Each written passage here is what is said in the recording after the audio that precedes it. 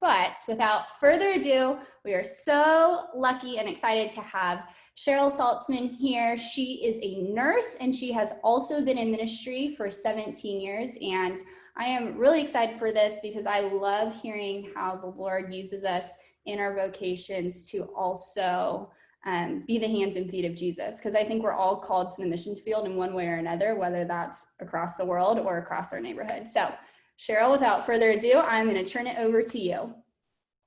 Awesome. Well, hi, you guys. This is really cool. I don't know if you guys realize this, but like this has never been done before, a camp like this. I've been a camp nurse at Camp Cedar Crest.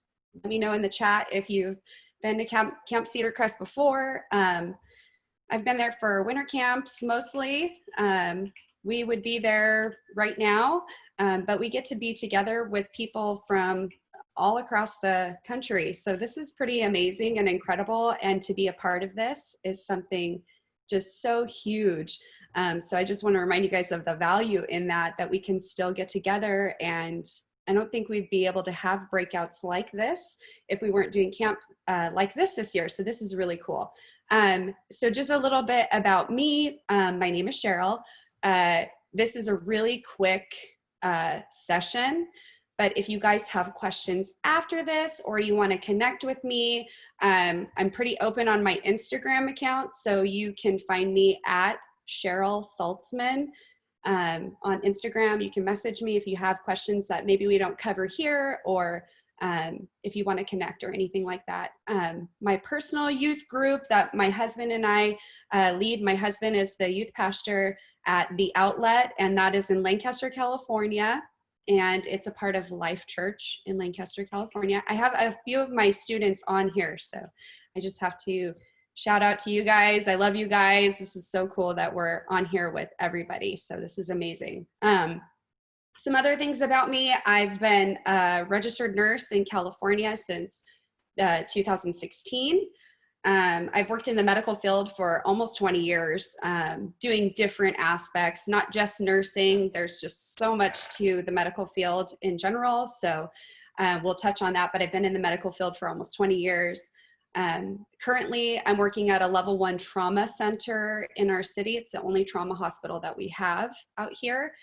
We're part of the northern point of Los Angeles County. So we see a lot of trauma up here just because of the 5 freeways here. There's a lot of dirt biking and stuff like that out here. But anyway, it's pretty cool to work at a place where we can take care of absolutely every person. I think I got kicked out. Sorry about that. I got kicked out for just a second. I hope I'm back on here. Alrighty. Anyway, so I work at a trauma center, but I don't work in the trauma department. I work in an outpatient and inpatient procedural area.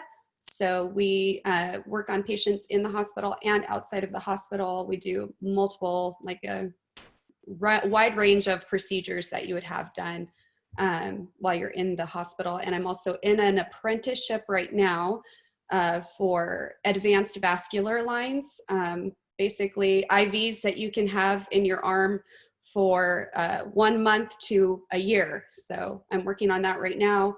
And there's probably a big question out there about this. Yes, I've taken care of COVID patients during the pandemic. You're probably all wondering, but I have, and I have really, I love my job. I love what I get to do. I am blessed to be able to walk into the hospital every day. Like it's pretty amazing that I get to do what I get to do. So I love it. I had this vocation prayed over me a long time ago. Medicine is in my family. My mom is a nurse. I have lots of family members that have been in the medical field. And when I was growing up, I was the only one at the dinner table that loved hearing my mom's crazy ER stories and things like that. So there's probably some of you out there that feel the same way, like you can eat and hear gross things at the same time. You're probably in the right room right now. But it was prayed over me a long time ago. And then I went to school later in life after I had my kids. I have a daughter in junior high and a son who's going into high school. And I didn't start working towards the medical field until, they were, babies. So I waited for a long time. So the cool thing about you guys is that you're in junior high, you're in high school, and you can already start thinking about that. So if you feel a little, inkling that you want to move forward in the medical field, this is perfect. This is just a great way to connect with other students that feel the same way and to get some questions answered. So like I said, many of you might already start feeling that call to the medical field. And, that's probably why you're here in this webinar today. But this isn't a session to sell the medical field to you. I don't want to do that at all. I just want to have a conversation with you guys about how huge this field is, how there's so much that you can do with it. It's not all like blood and guts. And there's so many wonderful things that you can do to help, our fellow man out there. And I think that it's great that you guys are all jumped on here. There's 61 of you right now. That's amazing. So if there's any of you students that are interested in the medical field that are on here, I just want you to type in the chat what state you live in, just the state, and what kind of field you're interested in as far as the medical field goes. Just put those into the chat here because it'd be really cool to see what you guys are thinking about. Oh, orthopedics. Yeah, I see that. Okay, retirement homes, working in the ER. I love this. Oh my gosh, look at you guys go. This is so cool. Like, I just love this. Yeah, veterinary. Yes. Okay, I see pediatrics. I see radiology, dermatology. Oh, this is so cool, you guys. And it's okay to not know. I see some people that are like, I'm not sure, but I'm thinking about it. That's okay. Like, this is just really cool. I love this. You guys are, and it's from all over. I love that. Child psychology. This is so cool. Awesome. Healthcare has such a wide range, like we already see in the chat here. There's such a wide range of things that you can do. There's pharmacy.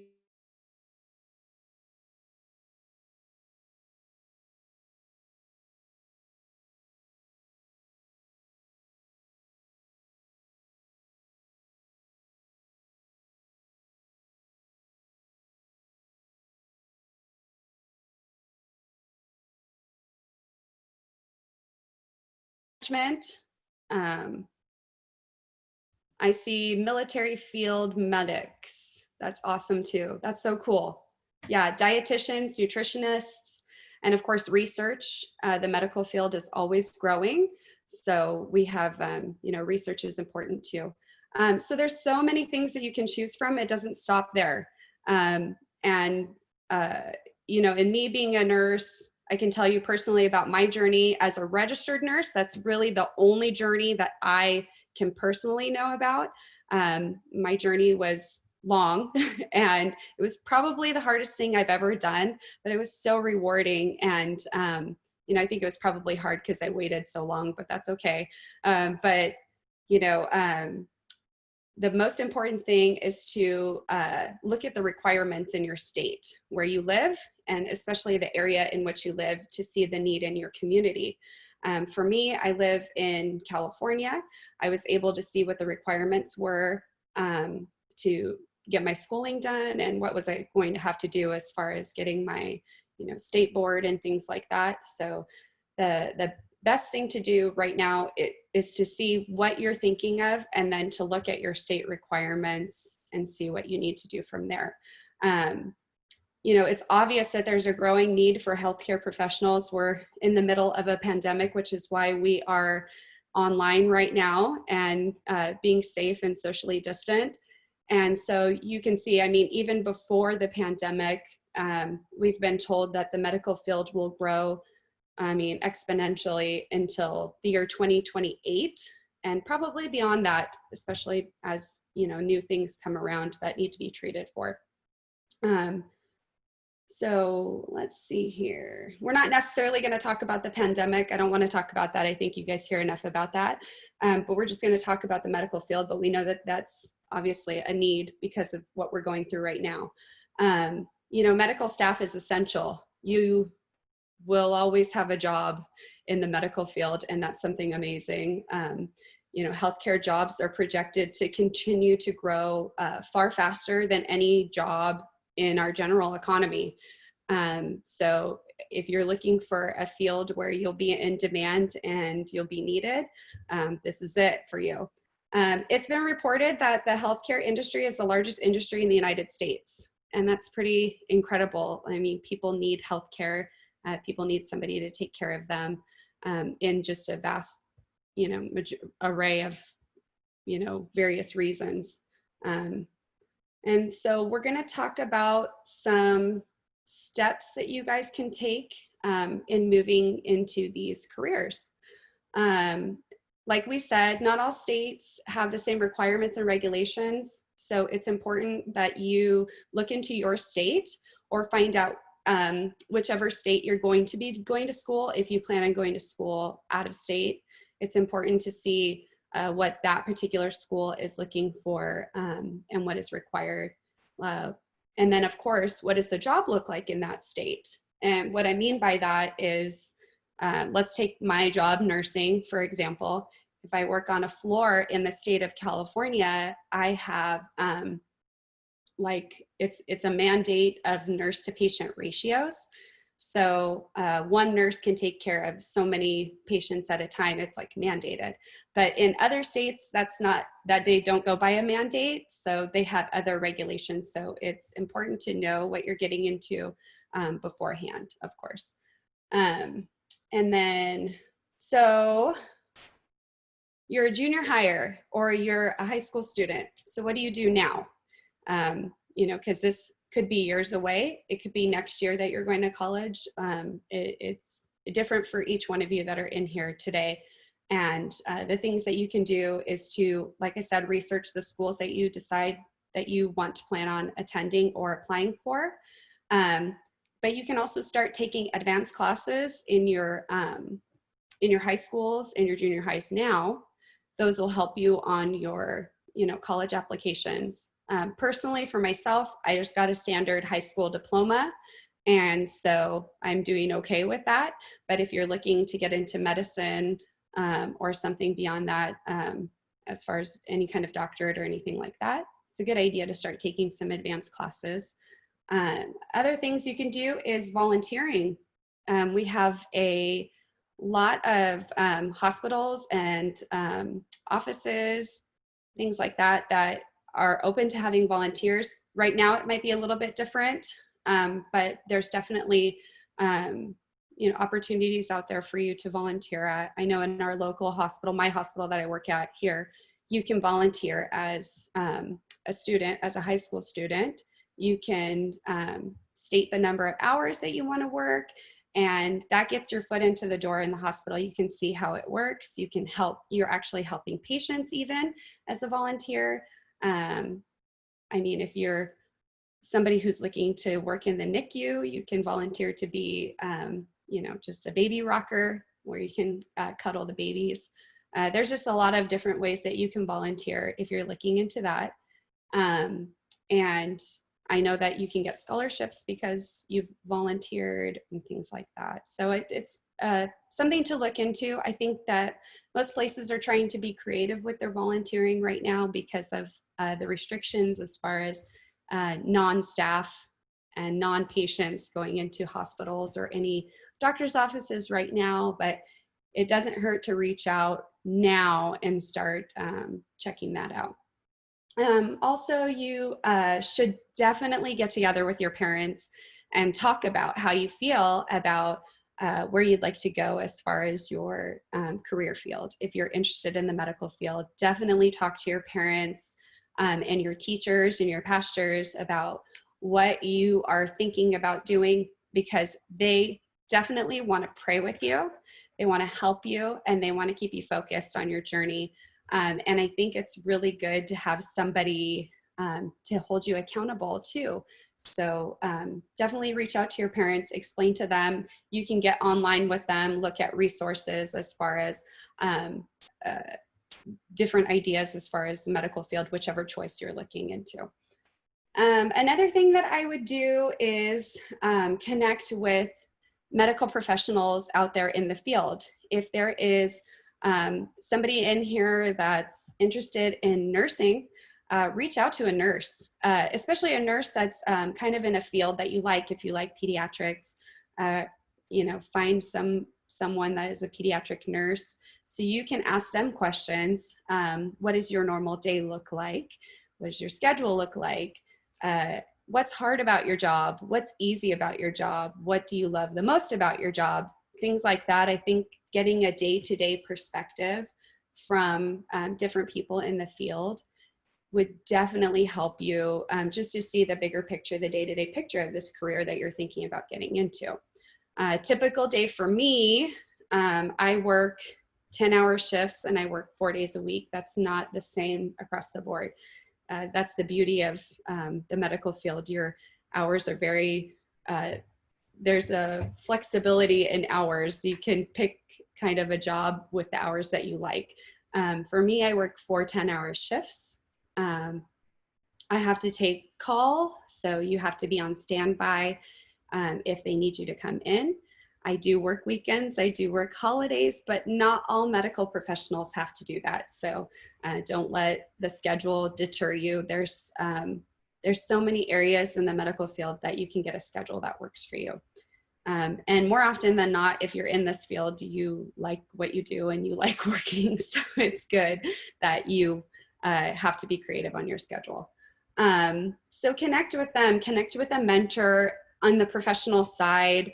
There are Christian physicians and healthcare professionals, nurses and veterinarians and dietitians.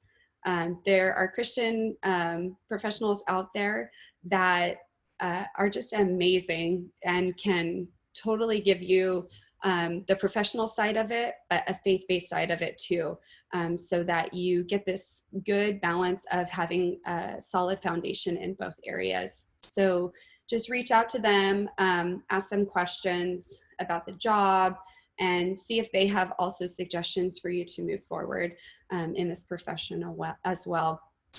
Another thing I want to talk about, this is the most important thing at the end of the day. A lot of things that I'm talking about are, I mean, we all know that there's these positions in this field. We know that you have to go to school for them. We know that you have to have training, and it's not necessarily portrayed the way that it is on movies or TV. But the most important thing for you to know is that the way that you can prepare yourself now is to build up your faith.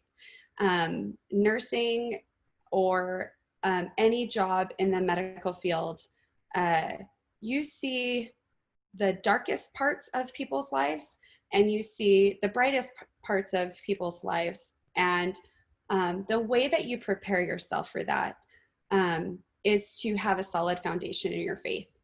And so my main suggestion as someone who is looking towards being a part of the medical profession is to build this foundation. Get connected in a youth group, get connected with your church, get connected in the Word, get connected with God, so that you can build your faith up so much that you hear God's voice as you're on this journey to this profession. We're like a light in a dark place. If something sad happens in the medical field, I have to be the light. That's what I've been called to do in this field. So how do I do that? How do I not, break down? Well, I have the Lord on my side. And so that's really, I mean, it sounds simple because it can be simple, but if you have the Lord on your side, ready there, the Word in your heart, you just think about that in your mind, and it prepares you for the sad parts. In Galatians 6:10, it starts out by saying that we need to take advantage of every opportunity to be a blessing to others. And that is so what we need to do as people, but it's very much a part of the medical profession.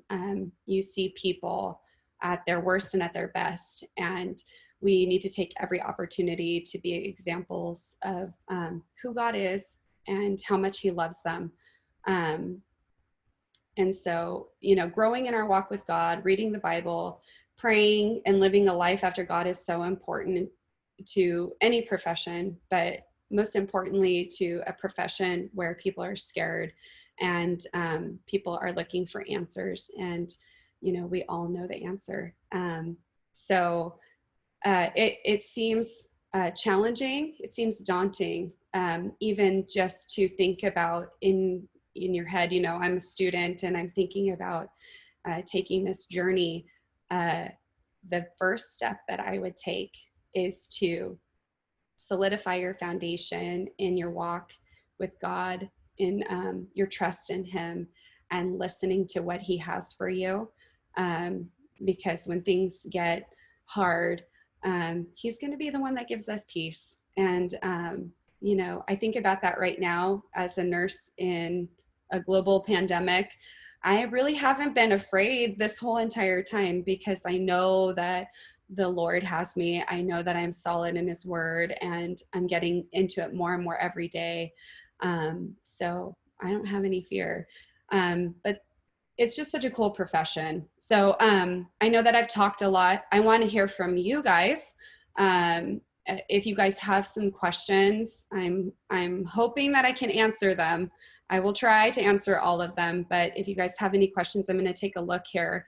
I see that Caleb said he took some medical terminology, medical laws and ethics. That's amazing. Yeah, you need to know what's required as far as your position goes. As a nurse, I have boundaries. I can't do what the doctors do. And so I have a scope of practice that I have to follow. A nurse's aide can't do what I do. A respiratory therapist can't do what I do, and I can't do what a respiratory therapist does. So it's good to look at that and look at the profession as far as like what you can do, what you can't do, what's beyond your boundaries. And the medical terminology is great. I think that's awesome that you're looking at that. What if you're homeschooled? That's fine. If you're homeschooled, that's great. Look online, look at resources. You can still reach out to people in your community about volunteering and things like that. Let's see here. We have a couple of questions in the Q&A. Oh, awesome. Yes. Come in. So Joanna wants to know, how long did you spend in school and what were some of the courses that you took to become a nurse? Okay, awesome. That's a great question. So as far as nursing goes out here in California, and more specifically in my city, what's offered out here. And so like I told you guys, I started going to school when I had young children. So a lot of my prerequisites were just basic, your basic first 2 years of college education. And then you start doing some intense sciences. So the main things that they're looking at, of course, are anatomy, physiology, microbiology. They look at advanced math. So those are the things that they look at first. After you're done with that, in California, you have to take the TEAS exam. The TEAS exam is, it's not really so much medical based, but it is science and math. English, it's kind of like a well-rounded exam to see where you're at as far as your general education. And when you do well on the TEAS exam, then that allows you to apply for a nursing program. I'm pretty proud of our college here. It's one of the top nursing schools. It's Antelope Valley College. And so that's the one that I attended. And really, I just have an AA at this time. I don't have my bachelor's degree. I have an associate's degree. And I was able to, still get a job and still get my nursing license. So you only need an AA in science, nursing science, to go to take your board exam. So basically, going back to your question, it took me 2 years in a nursing program, but multiple years before that, just because I went a little slow because I had kids, but you could do your sciences and all of your courses probably in 2 to 3 years, and then apply for the nursing program and do your 2 years in the nursing program. I hope that answered your question. Awesome. Mercy wants to know, what kind of nurse are you? Okay, so I'm a registered nurse. I work in a procedural area right now. I used to be in our float pool department, which float pool is kind of, you go where they need you. So you need to be ready to do everything. So I worked there. I recently transferred to the procedural area about 2 years ago. We do a wide range of things. We have an infusion clinic there where we're doing IVs and we're giving different types of medications and fluids, blood transfusions.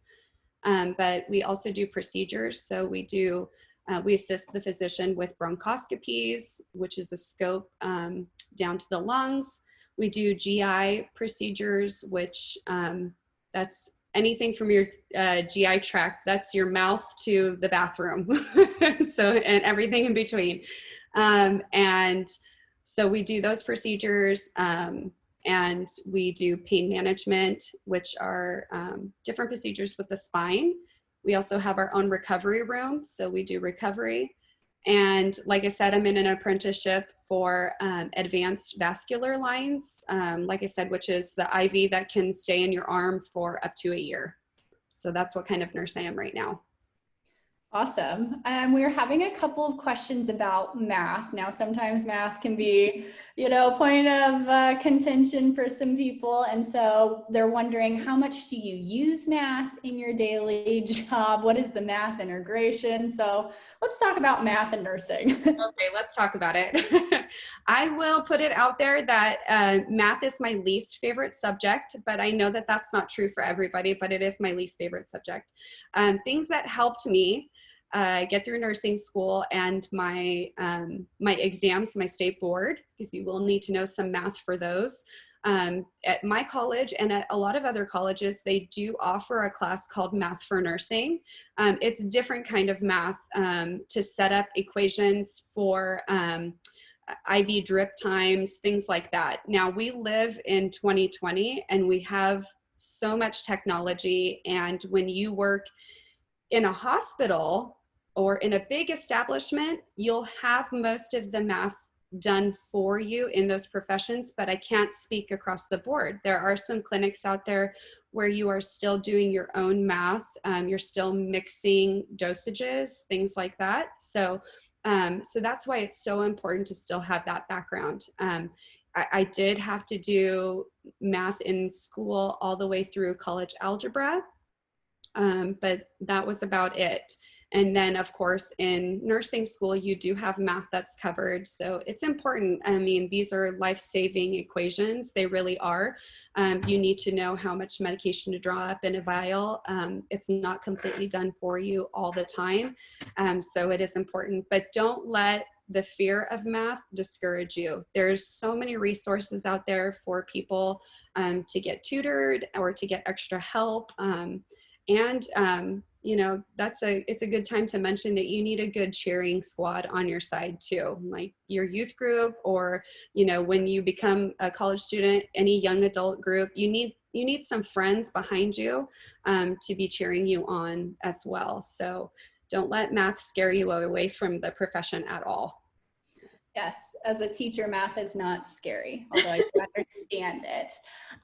We have another question. So for those people who are interested in kind of getting involved now as a high schooler and middle schooler, where can they go to kind of find and talk to these nurses about the field or get involved in the hospitals? Is there a specific volunteer coordinator that they can go to? Yeah, I would definitely reach out to whatever major hospitals are in your area. That's a good place to start as far as getting your foot in the door with volunteering. And then, of course, at school, if your school has like a medical track, I know that there's some schools out there that have that. And if they do, sometimes they have access to getting you in touch with physicians that can kind of provide a little bit of mentorship. But definitely reach out to the volunteer programs that are at your local community hospitals.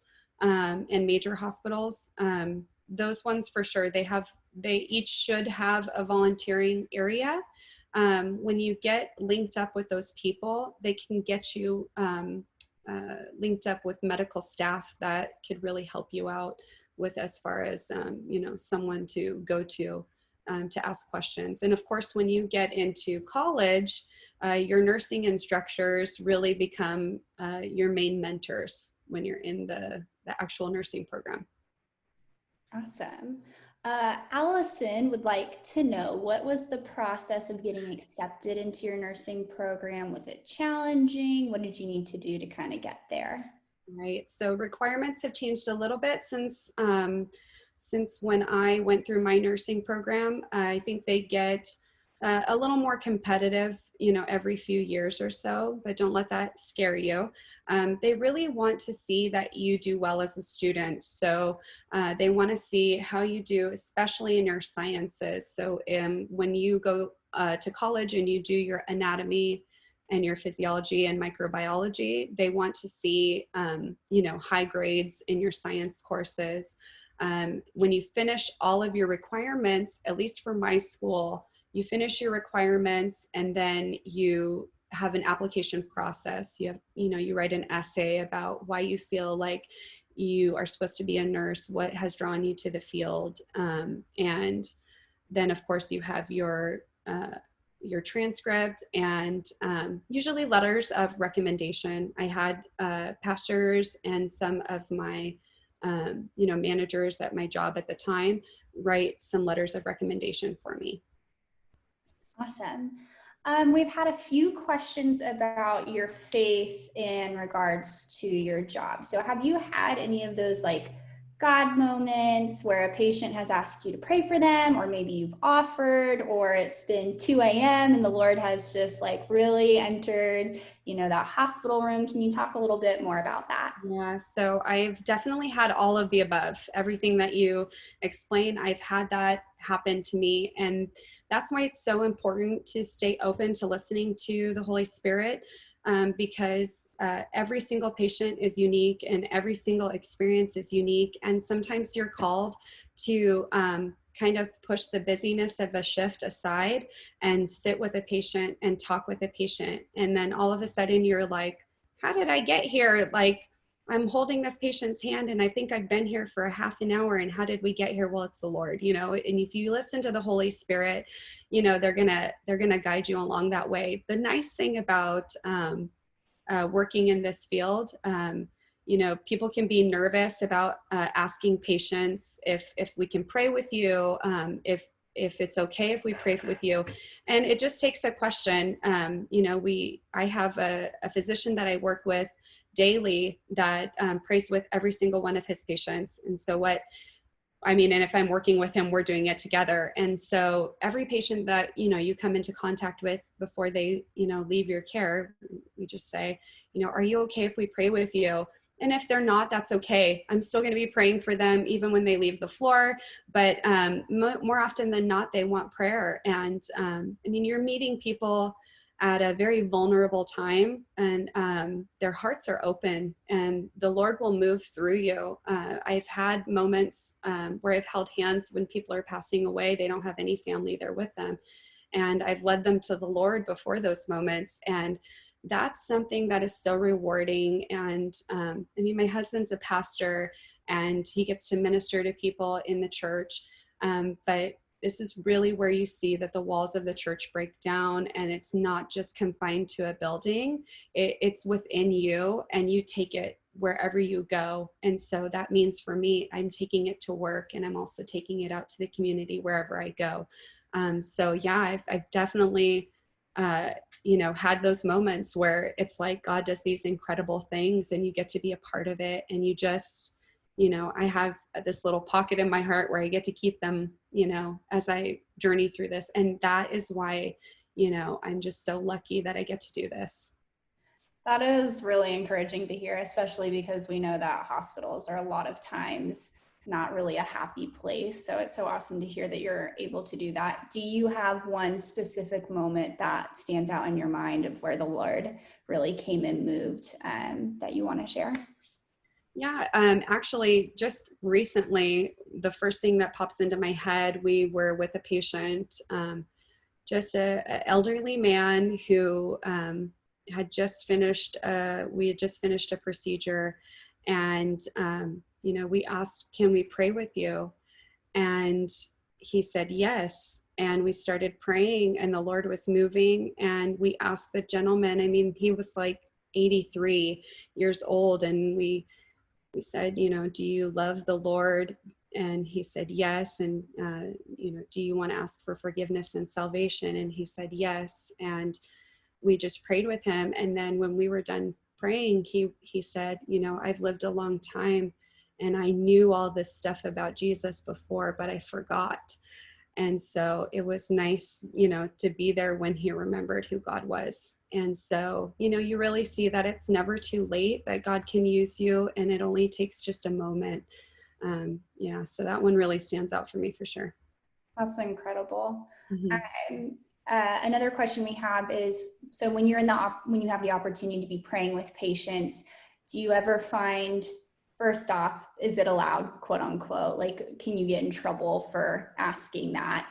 And then two, do you find that you have conflict with either their families because they weren't okay with that? And when you come into those conflicts, how do you deal with them?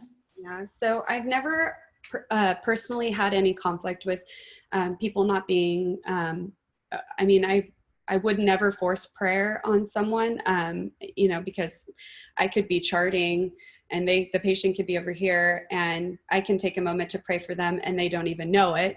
But more often than not, I'm asking, the patient, can I pray for you? And at our particular hospital, there's no restriction. I'm not forcing my faith on anyone. There's no restriction. We can take that moment, we can draw the curtain and have privacy, and it's just me with my patient and I'm praying for them. And yeah, there's nothing wrong with that. Most families say thank you, but of course, like I said, I would never force anything on anyone. It's just an opportunity if it comes around.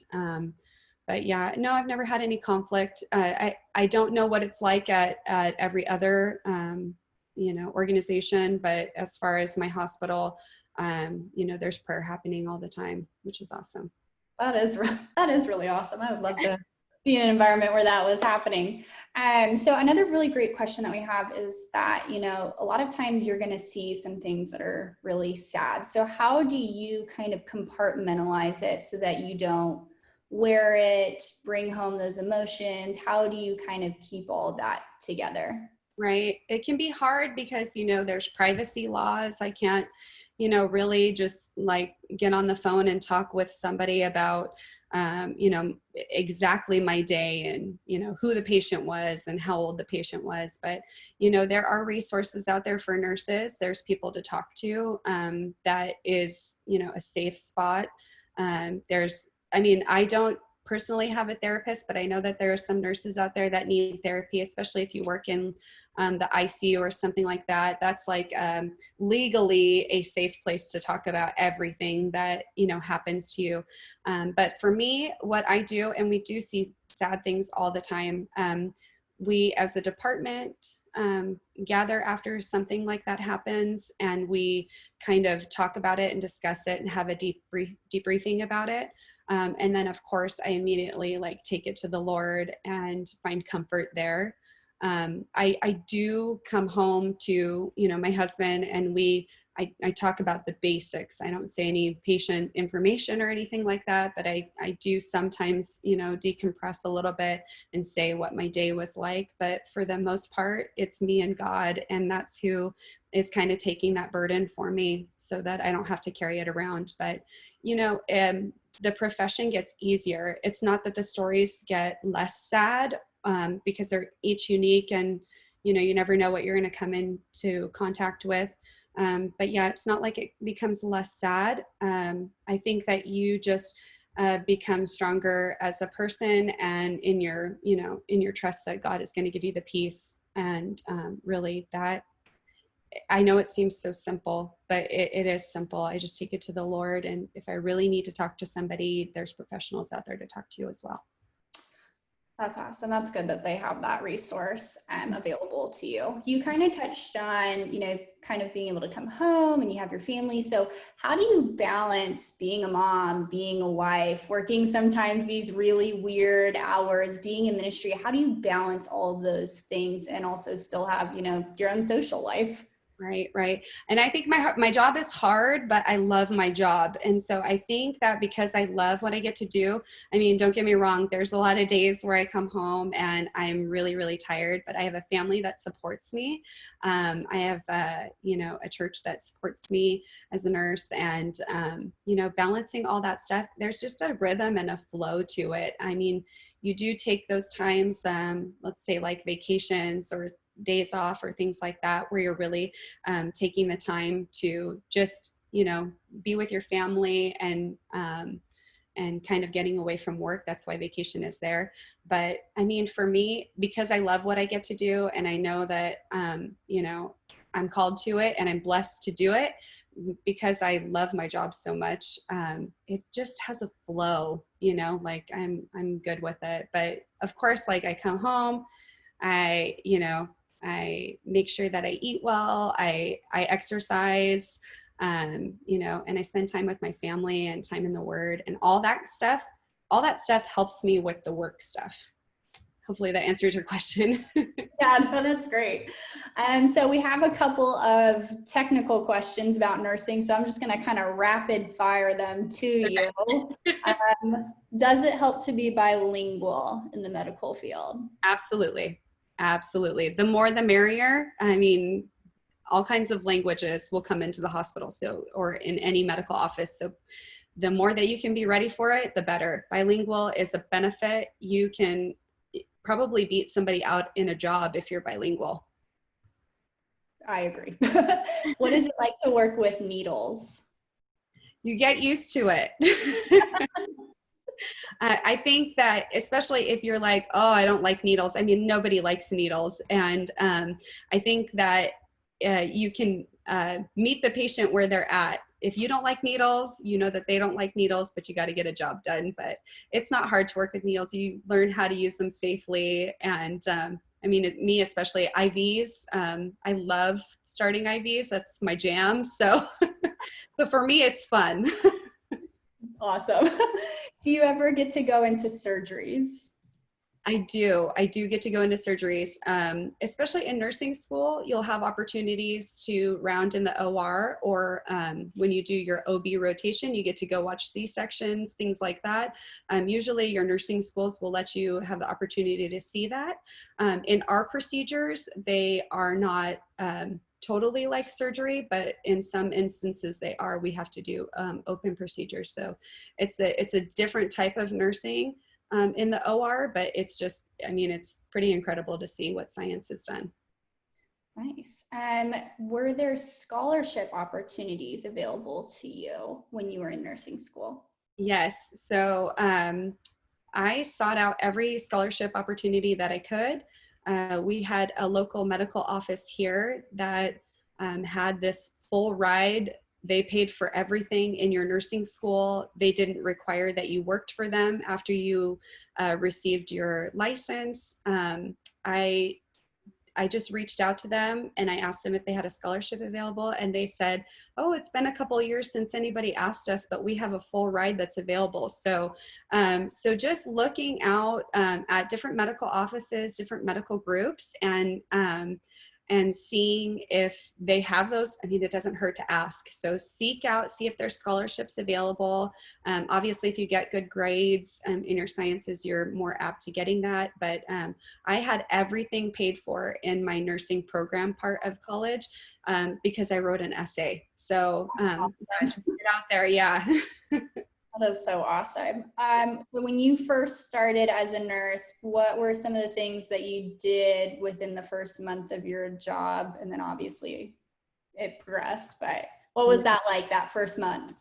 Scary. I think the first year is scary. It was very challenging. And I remember coming home and saying to myself, did I just go through nursing school for this because this is really, really a lot harder than I thought. So all that to say, like, just don't get discouraged. It's learning something new. You have support there with you. Your other nurses are there to, you know, help you along the way. You will not be a perfect nurse on day one.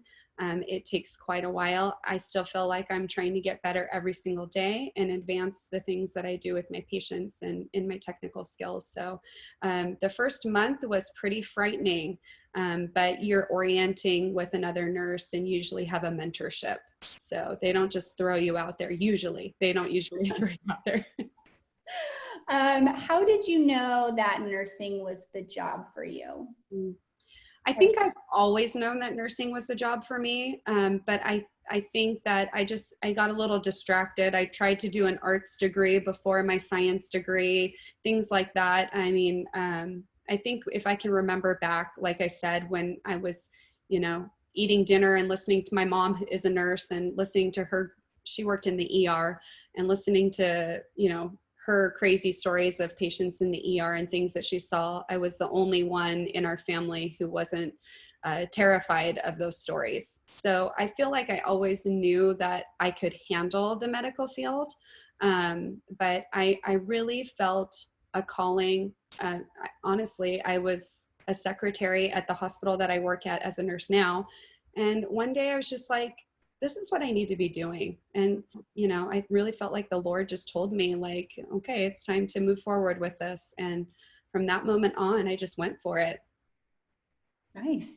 If you have a medical condition right now, such as diabetes or something along those lines, is it going to be challenging for you to be in the medical industry or the field?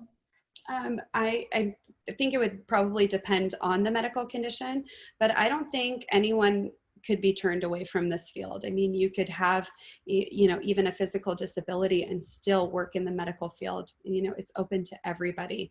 So I think the way that you handle stress as far as like getting through school or the profession itself, I think you as a person, whichever condition you have, evaluate your body and how you're going to handle the stress of learning something new and moving into this profession. And once you can do that, there's room for everybody in this field. Nice. So you talked about how you're moving into doing putting in the lines. What else can you be doing when you're a nurse to work on getting better? Are there skills labs, things like that? There are, I'm lucky to work at the hospital that I do. You can really, and I think most hospitals, in nursing, it's not just a one-stop shop. So like I said, I worked in float pool. In float pool, you kind of went everywhere and did everything that they needed you to do. But if you are working in labor and delivery and one day you decide, I don't want to be here anymore, I want to try the ICU, then you just wait for an opening and you go into the ICU. But there's always hands-on learning that you can, at least in my hospital, they're very open to giving training on the job. So you're learning this while you're actually working, and you can gain all these certificates in addition to, you know, just doing your day in and day out job. As far as not just being a nurse on the floor or something on the floor, you can move up like to management, charge nurses, which is like somebody in charge of the unit. And I mean, there's a lot of medical professionals out there that aren't wearing scrubs every day. They're wearing, you know, office wear, and they're doing paperwork. So there's all kinds of, you know, different areas that you can work in for sure. Awesome. How many people or patients do you see on average a day? Oh my goodness, that's a hard one. Because we're a procedural area, it could be different. I could see 20 patients in a day, or more or less. So it really just depends on what I'm doing that day, and how many procedures we have scheduled. If I was just a standard med surg or telemetry nurse on the floor, you're going to take care of 4 patients a day per shift.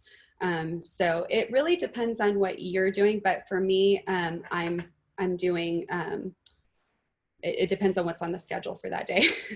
That's how many patients I'm seeing.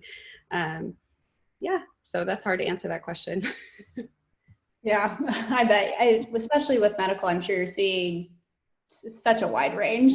Yeah. Um, we are about almost to the end of our time. So if you have any last minute questions, you can quickly type them in and we will try and get some of those answered. But one I saw that I thought was a good one was, if you're in middle school right now, what are some of the steps that you can be doing? Because I'm not sure if they'll allow middle schoolers in to volunteer quite yet, but what are some things you can be doing when you're in that middle age? Right. So in middle school, definitely like reach out to your parents. That would be my first thing. Reach out to your parents or your teachers about helping you with a plan as far as moving forward in math classes and science classes. They might even have, I don't even know, opportunities for middle schoolers to attend things online to learn things about the medical profession. And you can definitely, I mean, those are the things that I would do as far as middle school, is to get connected with your parents and figure out some science classes and math classes that you could even be doing at your own school, just to get you prepared for when you move on to high school, taking those even more advanced math classes and sciences, things like that.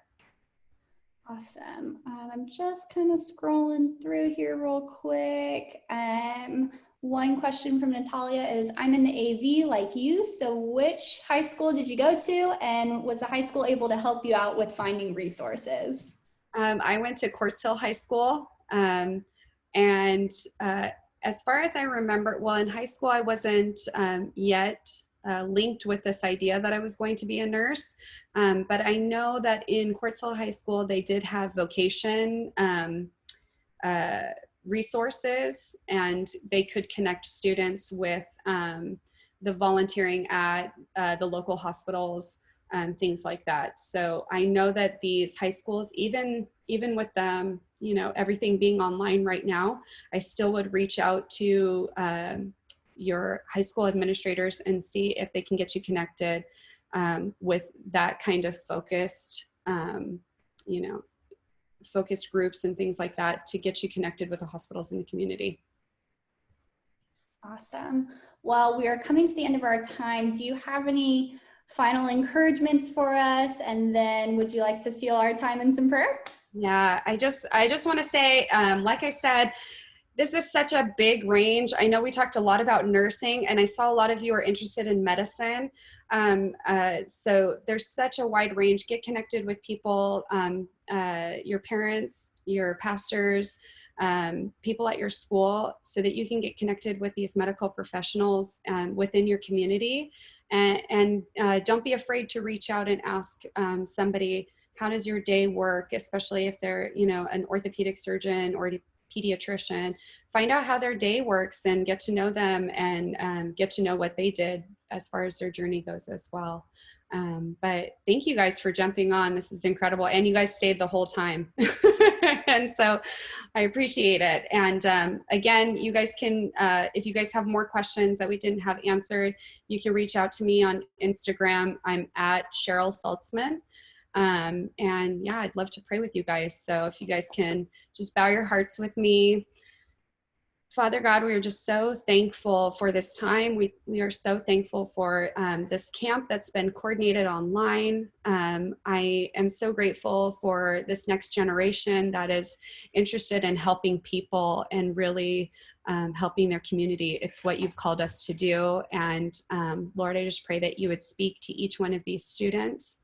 Lord, help them feel your peace, your encouragement, God, and just to hear you clearly, Lord, on their path to this medical field. Just open their hearts and their ears to you, what you would have for them this weekend during this camp, and the rest of the sessions that they're going to attend. And Lord, we just thank you so much that we get to do this, and we thank you that you want to bless us in all that we're doing during this time. And I'm so thankful for each and every one of these students. I pray that they would make big moves and big decisions for their lives with what you want to do with them. Thank you so much, God. In Jesus' name, amen. Amen. Well, that concludes our time for today. We're so thankful that you all hopped on. We will have another round of small group breakouts at 2 p.m. Pacific time, and my brain cannot do the math fast enough for all of the other time zones, but 2 p.m. Pacific time, there is going to be a whole nother set of small group breakouts, as well as we do have session tonight. So we look forward to seeing you. Check your schedules if you have any other questions, and have a great rest of your day. Cheryl, thank you so, so much for being on with us today. Thank you guys. You guys are awesome. We'll see you later. Bye.